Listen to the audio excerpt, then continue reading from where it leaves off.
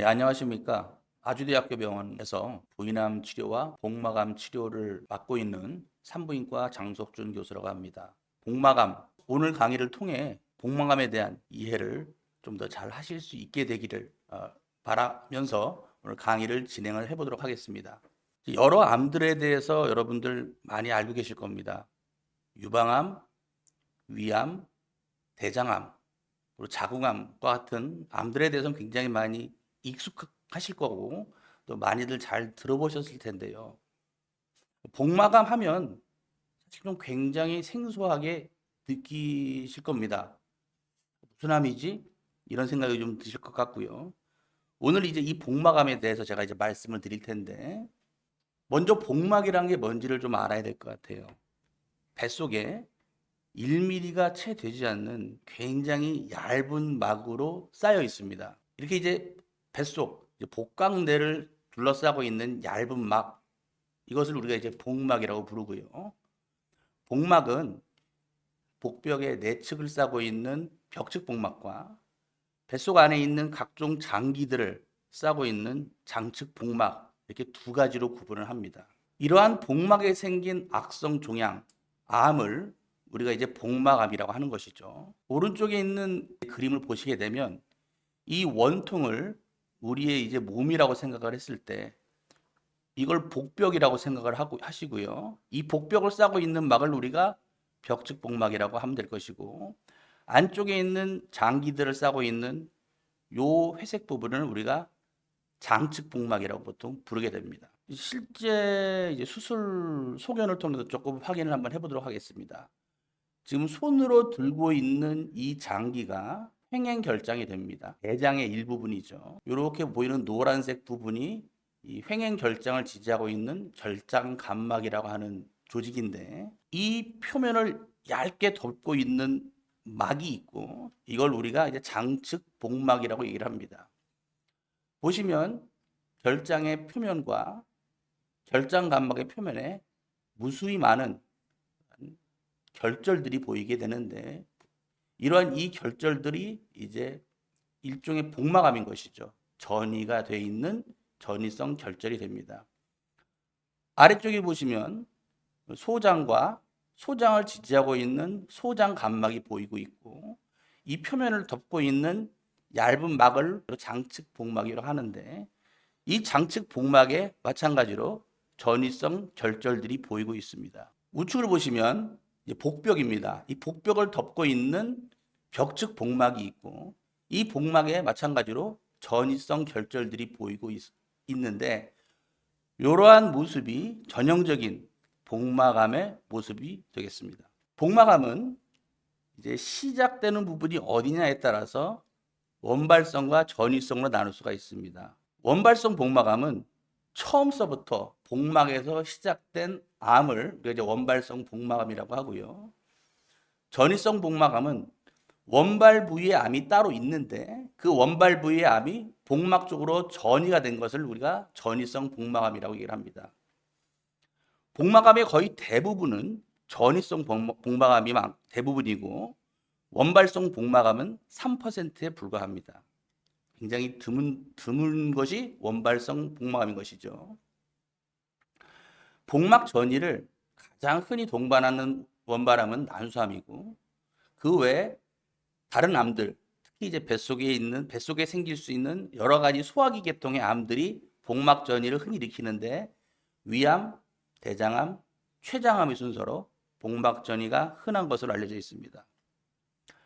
대부분의 복막 전이는 뱃속에 발생하는 암이 진행이 되면서 생기게 되는데 뱃속 밖에 생기는 암 중에서도 복막 전이를 일으키는 암이 있을 수 있거든요. 대표적으로 폐암, 유방암, 흑색종과 같은 암들이 복강 외 암이면서도 복막 전이를 일으킬 수 있는 그러한 암이 되겠습니다.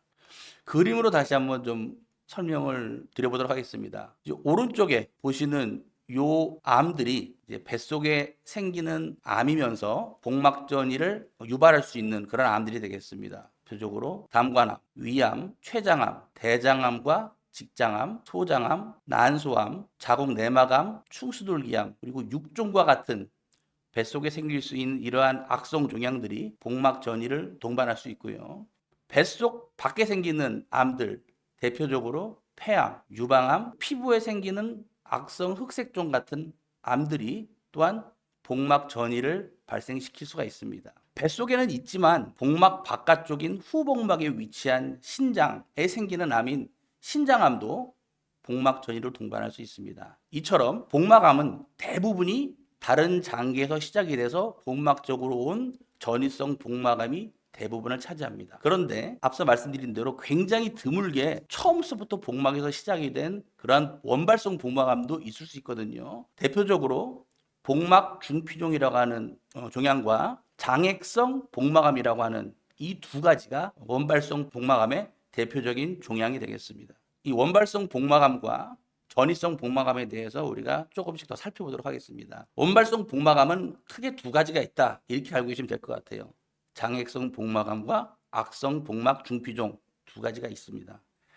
장액성 복막암은 난소암, 그리고 나팔관암과 같은 질병으로 저희가 생각을 하고 있고, 역시 치료 방법도 같습니다. 거의 대부분 여자에게만 발생을 하고요. 악성 복막 중피종 같은 경우는 남녀 모두에게 발생 가능한 그러한 종양이 됩니다. 장액성 복막암과 악성 복막 중피종이 원발성 복막암이고, 이외에 굉장히 드물게 희귀한 종류의 원발성 복막암도 원발성 복막암으로서 발생할 수가 있다, 말씀을 드릴 수 있겠습니다. 다음은 전이성 복막암인데요. 원발암이 따로 있고, 이 원발암이 복막 쪽으로 전이를 일으킨 경우가 이제 전이성 복막암입니다. 대부분의 경우에 원발 부위와 전이 부위를 제가 다 확인할 수가 있는데, 아무리 검사를 해도 원발 부위를 특정하지 못하는 경우가 있을 수 있습니다. 이런 경우를 우리가 원발 불명 복막 전이암, 영어로는 이제 컵이라고 표현을 합니다. 이런 경우가 이제 전체 복막암 중에 한 3% 정도를 또 차지한다고 되어 있고요. 충수돌기나 난소의 점액성 종양이 터지면서 그 점액성분이 뱃속으로 빠져나오고, 그 뱃속에 젤리와 같은 끈적끈적한 점액성 물질이 가득 차는 그러한 가성 점액종이라고 하는 질환 역시 전이성 복막암의 한 카테고리에 속하는 그런 질환이 됩니다. 중피종이라고 하는 병이 있습니다. 뱃속을 싸고 있는 복막이 있고, 흉부를 싸고 있는 흉막, 그리고 심장을 싸고 있는 심막이라고 하는 조직들이 있는데, 이러한 흉막, 복막, 심막에 있는 중피세포에서 기원한 악성 종양을 우리가 악성 중피종이라고 얘기를 합니다. 악성 중피종은 흉막 중피종이 가장 흔해서 전체 중피종의 70% 내지 한 80%를 차지하고 있고요. 복막 중피종이 10 내지 15%, 그리고 이제 나머지 심막이라든지 다른 곳에 생길 수 있는 중피종이 나머지를 차지하고 있습니다. 성면은 악성 흉막 중피종을 일으키는 가장 강력한 발암인자로 알려져 있습니다. 악성 복막 중피종에서도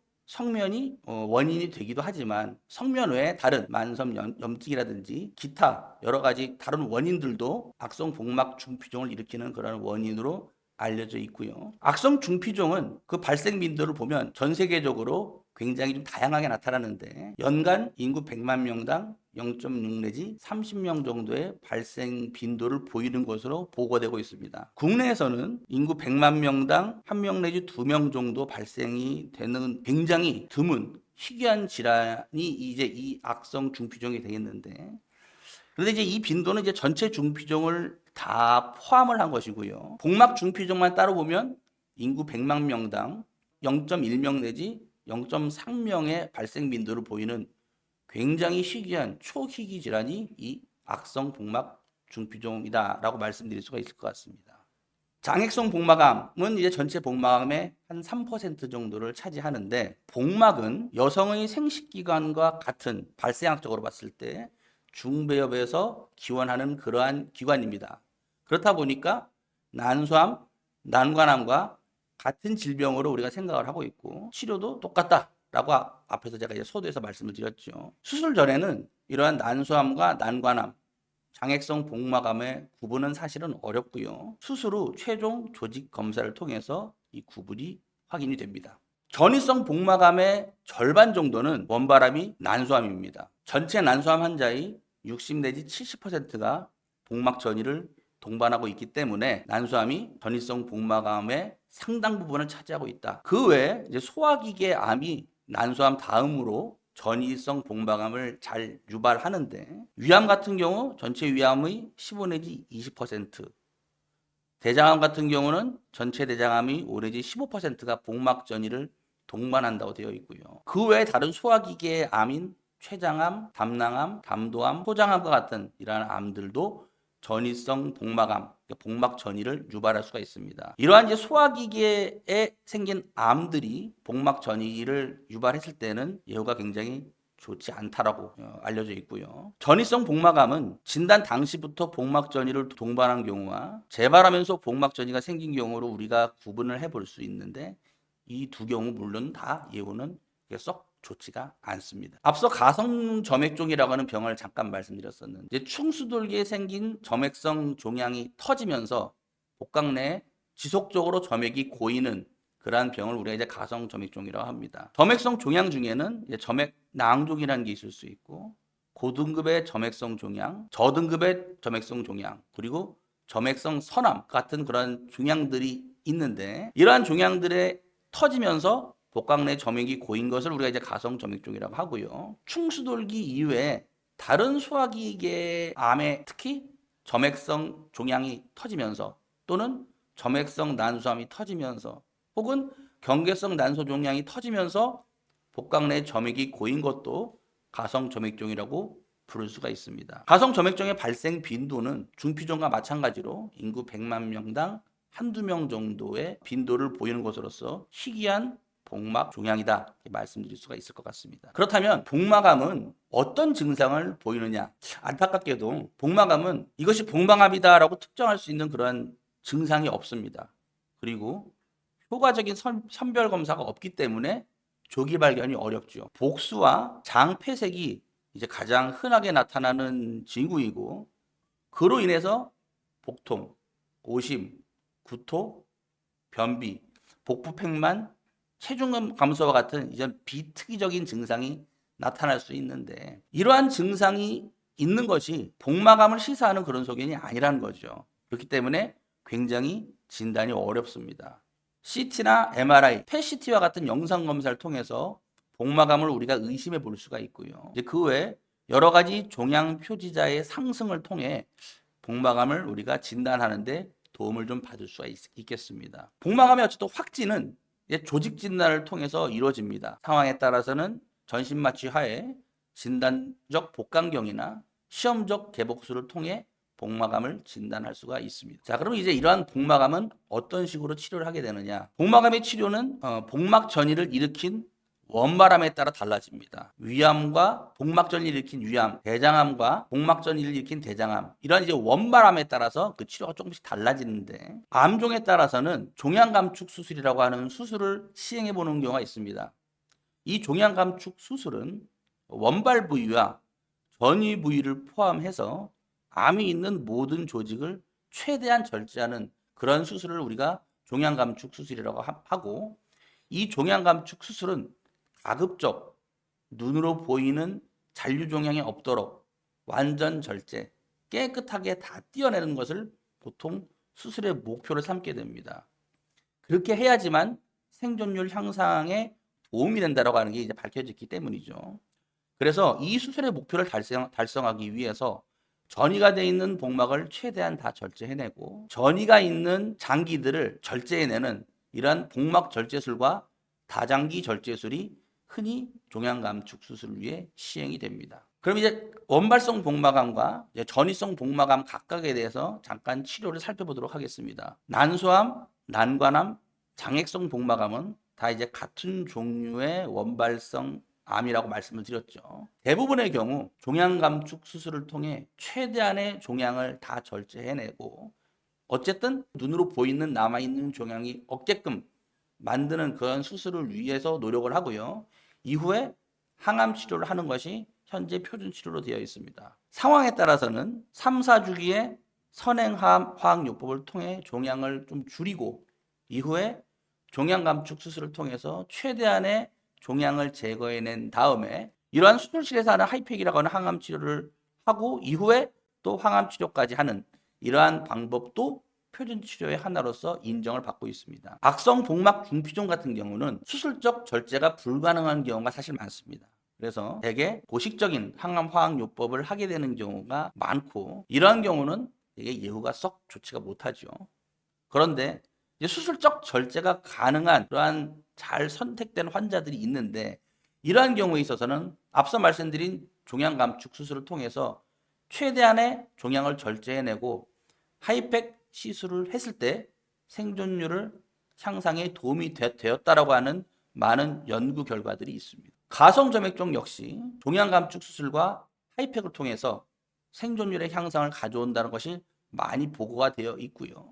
대장암의 복막전이 같은 경우는 보통 통상적으로 항암 치료를 우선적으로 하게 됩니다. 종양 감축 수술과 하이팩이라고 하는 항암 치료를 시행을 해서 생존율을 향상시켰다라고 하는 연구 결과도 있는 반면에, 그렇지 못하다라고 하는 이러한 상반된 연구들이 공존되고 있는 게 이러한 이제 대장암 복막전이 치료인데, 가장 최근에 시행된 그러한 이제 전향적 연구였던 프로디지 7이라고 하는 연구에서는 이제 옥살리프라티를 이용한 하이팩은 생존율 향상에 효과가 없었으나 종양 감축 수술로 완전 절제가 된 경우에 하이팩 시행 여부와는 상관이 없이 생존율이 유의하게 향상되는 결과를 보여서 이러한 수술이 무엇보다도 중요한 예후인자라는 것을 확인할 수 있었다라는 결과를 얻기도 했습니다. 다른 이제 소화기계 통해 암의 복막전이를 좀 살펴보겠습니다. 위암의 복막전이 같은 경우는 또 마찬가지로 수술적 절제를 우선적으로 시행하기보다는 보통 항암 치료를 하게 되고요. 예후가 썩 좋지를 못한 것으로 되어 있습니다. 그런데 굉장히 선택적으로 시행을 한 환자에서는 종양 감축 수술과 하이팩이 효과를 볼 수도 있다는 연구 결과도 있었고요.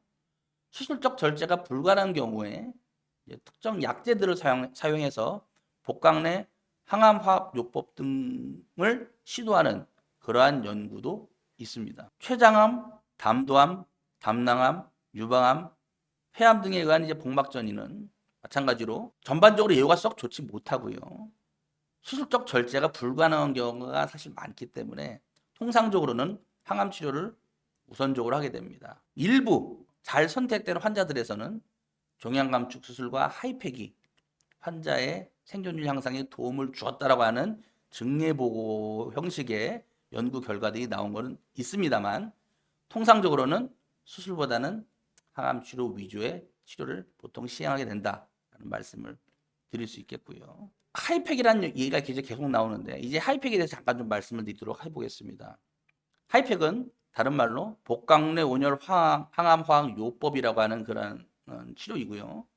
펌프를 이용해서 항암제가 섞여 있는 수액의 온도를 높이고 이 수액을 복강내로 관류 순환시키는 그러한 방법입니다. 그래서 뱃속에 있는 암세포에 직접적으로 항암제를 노출시키는 그러한 효과를 기대하는 것이죠. 종양 감축 수술을 시행한 직후에 보통 수술실에서 시행을 하게 되는데, 이 하이팩은 다음에 이 두 가지 기전을 통해서 항암 효과를 보게 됩니다.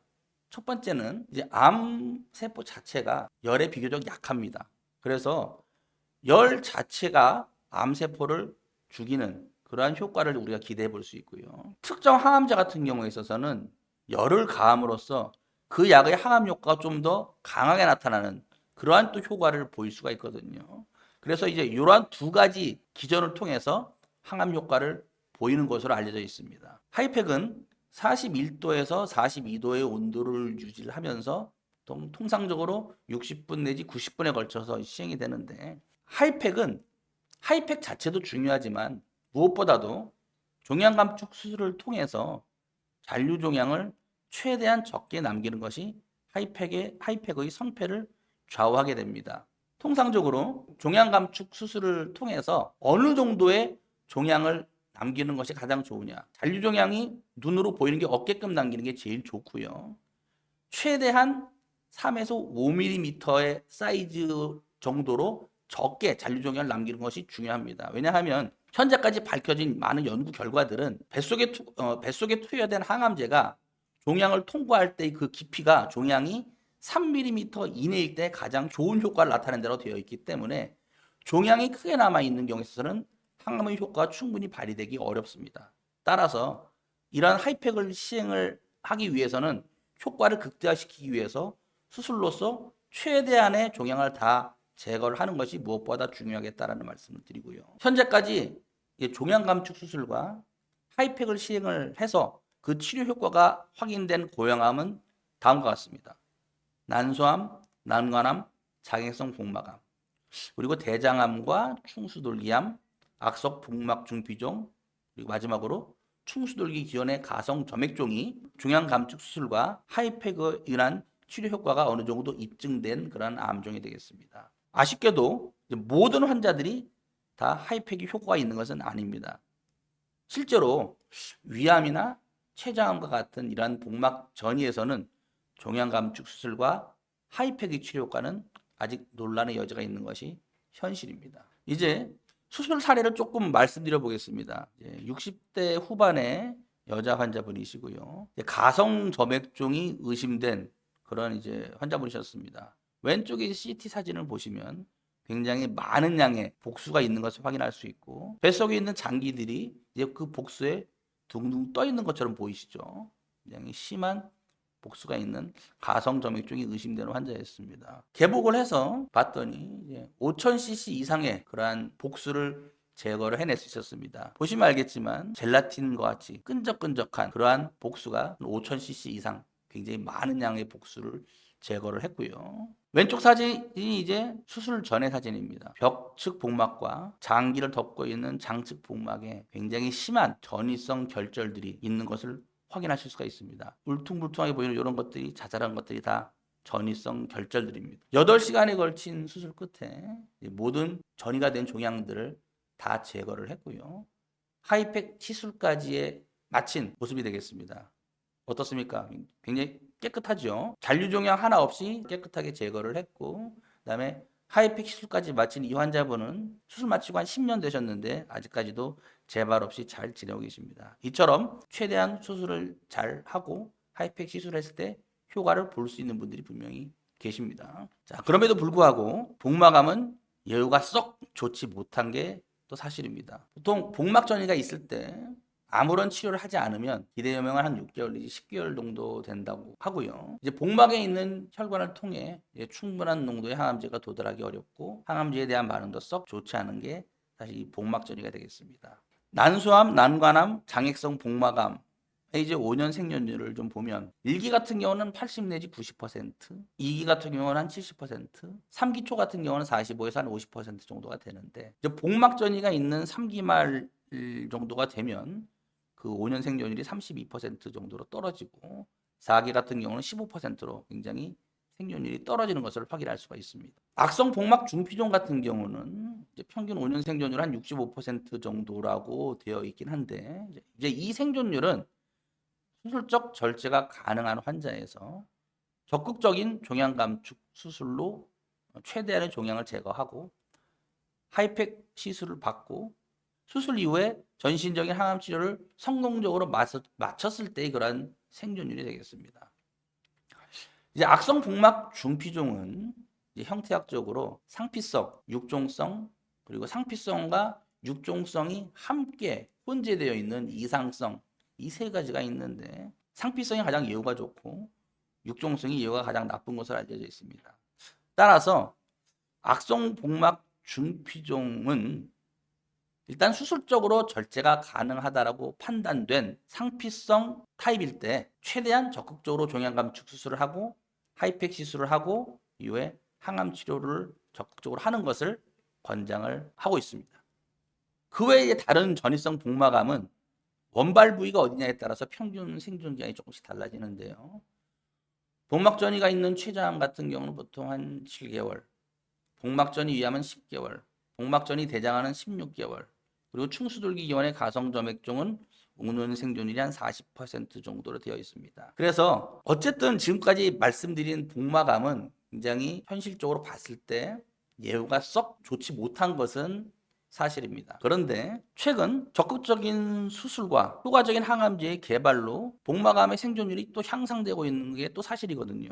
대부분의 이제 복막 전이는 수술보다는 우선적으로 이제 항암 치료를 먼저 하게 됩니다. 그런데 이제 최근 개발된 표적 치료제, 그리고 면역 항암제 같은 경우는 이러한 이제 복막 전이암의 생존율을 점차 이제 개선시키고 있기 때문에 이러한 이제 최신 약물 적용 가능성에 대해서 주치의 선생님과 충분한 상의를 하는 것이 중요하겠고요. 이제 환자에 따라서는 이제 적극적인 수술, 종양 감축 수술을 통해 원발 병소와 전이 병소를 다 제거함으로써 생존율을 향상시킬 수 있는 경우가 있습니다. 그렇기 때문에 이제 복막암 수술 스페셜리스트가 포함된 그러한 다학제 진료를 통해 향후 치료를 결정하는 것이 또 중요하다는 말씀을 드립니다. 의학은 굉장히 빠르게 발전을 하고 있습니다. 사실 과거에는 저런 복막 전이는 수술 불가라고 판정을 내리는 경우가 거의 대부분이었거든요. 그런데 수술의 발전을 통해서 복막 전이도 수술이 가능하다라고 하는 게 이미 입증이 됐고요. 이후에 굉장히 좋은 약들이